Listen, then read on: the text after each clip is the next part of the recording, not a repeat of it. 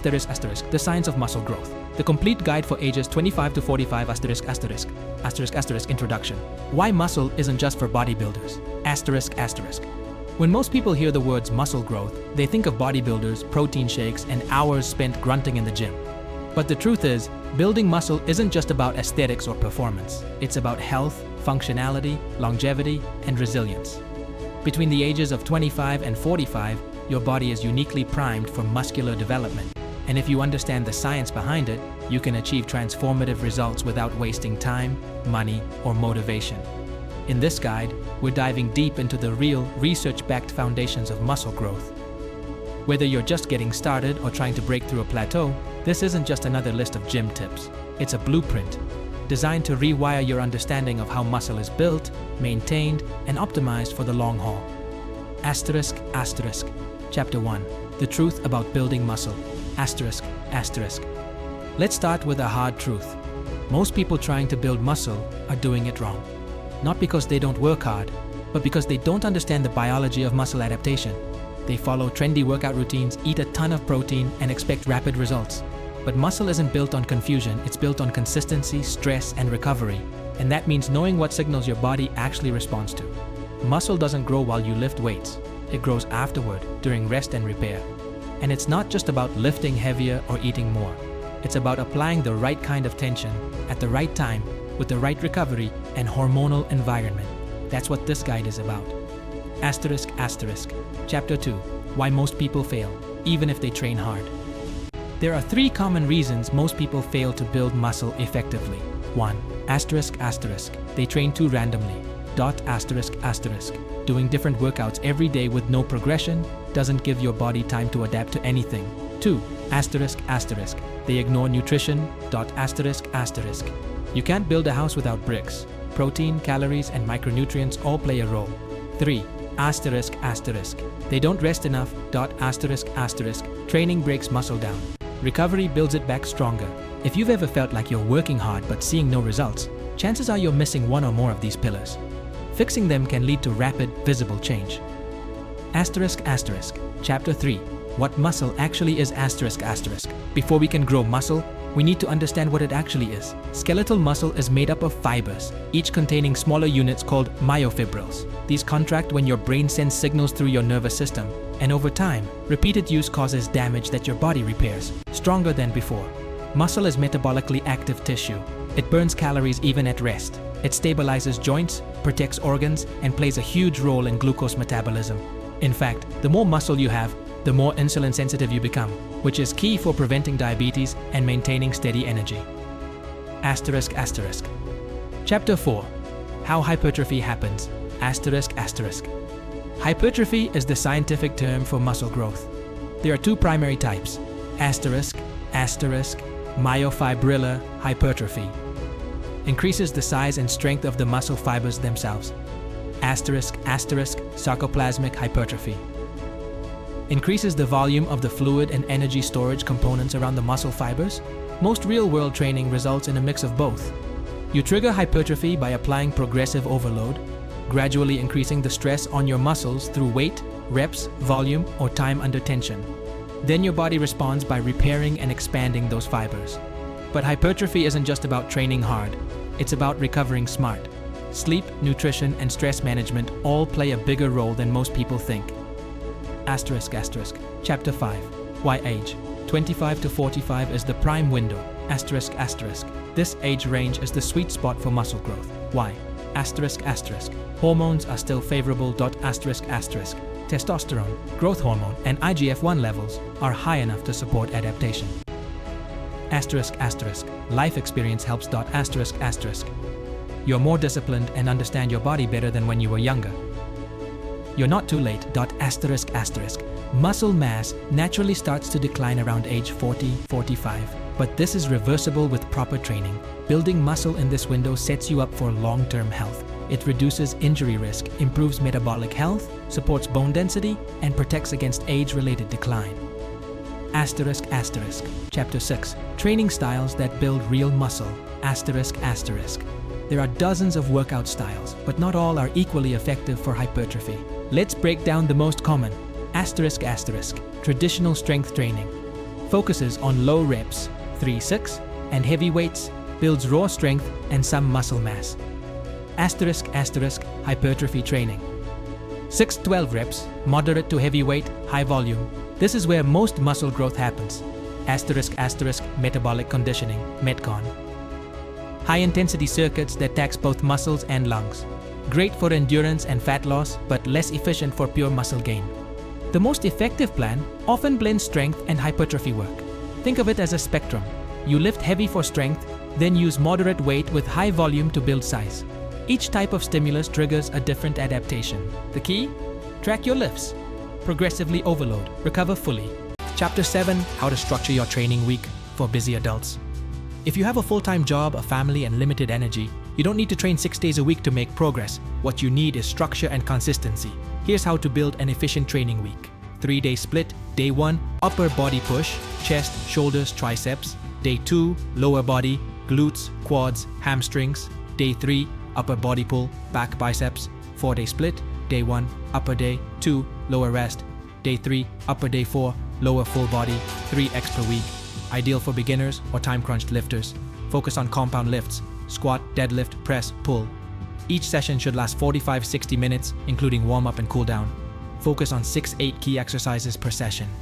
Aim for progressive overload, slightly increasing weights, reps, or control every week. The goal isn't to train more, it's to recover better and train smarter. Chapter 8: Nutrition for muscle growth, science, macros, and meal timing. If training is the signal, nutrition is the supply chain. Your muscles can't grow without the right fuel, not just calories, but the right mix of macronutrients and micronutrients at the right time. Calories. To build muscle, you need to be in a slight calorie surplus, eating more than you burn.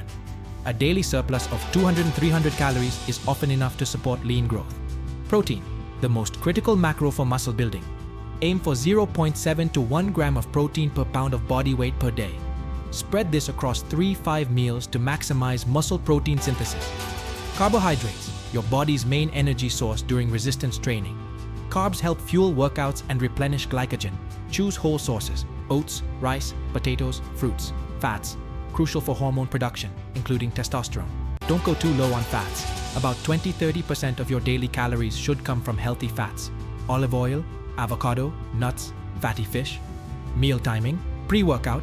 Include carbs and protein 1-2 hours before training. Post-workout. Refuel with a mix of protein and carbs within 60 minutes to support recovery. Before bed.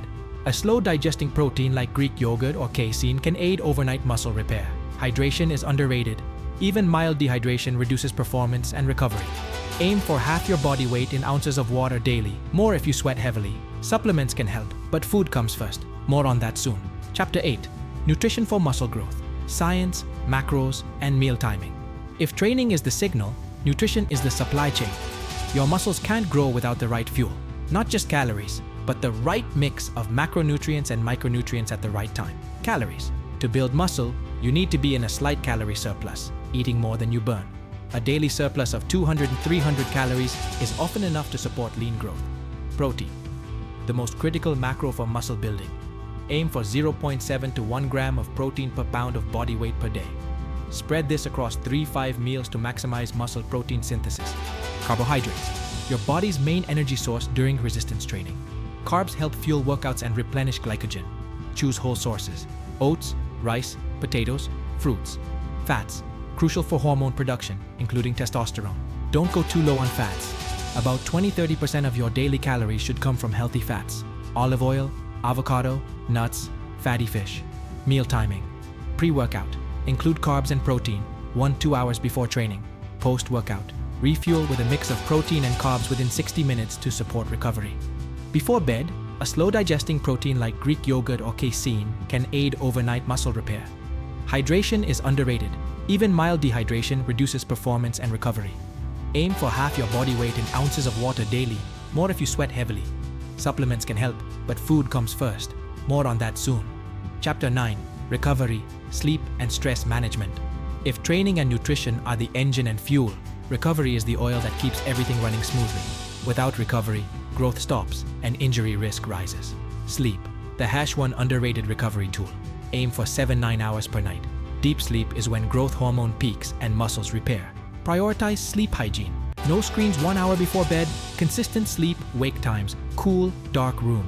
Rest days. Include at least 1-2 rest days per week. Active recovery, walking, mobility work can enhance circulation and reduce soreness. Stress. Chronic stress increases cortisol, which breaks down muscle tissue and impairs recovery. Tools like meditation, breathwork, and mindfulness aren't just spiritual, they're physical performance boosters. Massage, stretching, foam rolling, saunas, and cold exposure can aid recovery, but nothing beats consistent sleep and reduced mental overload. Chapter 10. Hormones and muscle signaling. Your hormones act as internal messengers. They regulate how your body uses nutrients, builds tissue, and recovers from stress. For muscle growth, a few key hormones play major roles. Testosterone stimulates protein synthesis, increases strength, and supports recovery. Resistance training and adequate sleep naturally boost testosterone. Growth hormone, GH, released during deep sleep and intense training. It helps repair tissues and supports fat metabolism. Insulin-like growth factor 1, IGF-1, works alongside GH to stimulate muscle cell growth. Insulin helps shuttle nutrients into muscle cells. Stable insulin sensitivity means better muscle fueling. Cortisol, a stress hormone that can break down muscle if chronically elevated. It's necessary, but balance is key. Training, nutrition, sleep, and stress all influence your hormonal balance. You don't need to chase supplements, just optimize your lifestyle for natural hormone support. Chapter 11. Supplements. What works and what doesn't. Supplements can help, but they're not magic. Focus on real food first, then consider these proven additions. Worth it. Creatine. Monohydrate increases strength, power output, and muscle fullness. Safe and well-researched. Whey protein. Convenient, fast-digesting protein source. Vitamin D supports hormone function, especially if you get little sunlight. Omega-3s reduces inflammation and supports recovery. Magnesium and zinc, involved in muscle contraction and hormone health. Skip it. Most fat burners, proprietary blends, testosterone boosters, and overhyped anabolic formulas. If it sounds too good to be true, it probably is. Look for third-party tested products. Consistency matters more than timing or brand. Chapter 12. Adjusting your training in your 30s and 40s. In your late 20s and 30s, your body is resilient. But by your 40s, recovery slows slightly. Here's how to adapt. Prioritize warm-ups and mobility. Joint stiffness becomes more common. Increase rest days if needed. Recovery is king. Emphasize form over ego lifting. Injuries are harder to recover from after 35. Supplement with collagen and omega-3s. They support joint health. Split workouts wisely. 3-4 well-designed sessions often outperform 6 low-quality ones. Consistency and injury prevention matter more with age. You're not fragile, but you are responsible for how you train. Chapter 13. Sample training programs. Beginner, full body 3x/week. Day 1, squat, push-up, row, plank. Day 2, deadlift, overhead press, lunge, side plank. Day 3, goblet squat, incline push-up, band pull-apart, farmer's carry, intermediate, upper, lower 4x/week. Mon, upper, bench, row, lateral raise, curls. 2, lower, squat, RDL, split squat, calf raise. 2, upper, incline press, pull-up, triceps dips, face pull, fry, lower, deadlift, goblet squat, step up, core circuit, busy adult, full body 2x/week plus mobility. 2, compound lifts plus walk fry, full body circuit plus stretching. Each program should last 6-8 weeks with progressive overload. Chapter 14. Final strategy and long-term sustainability. Muscle building isn't a 30-day sprint. It's a lifelong investment. Here's how to make it sustainable. Track your progress, not just weight lifted, but sleep, energy, mood, and consistency. Periodize your training. Mix phases of volume, intensity, and recovery. Don't chase perfection. Build habits, stay flexible, and keep going. Educate yourself. The more you understand your body, the more empowered you are. Above all, keep showing up. Progress may be slow, but the payoff is massive. Strong body, strong life. If you found this guide helpful, don't forget to like, subscribe, and share it with someone who needs it. Keep training smart. You've got this.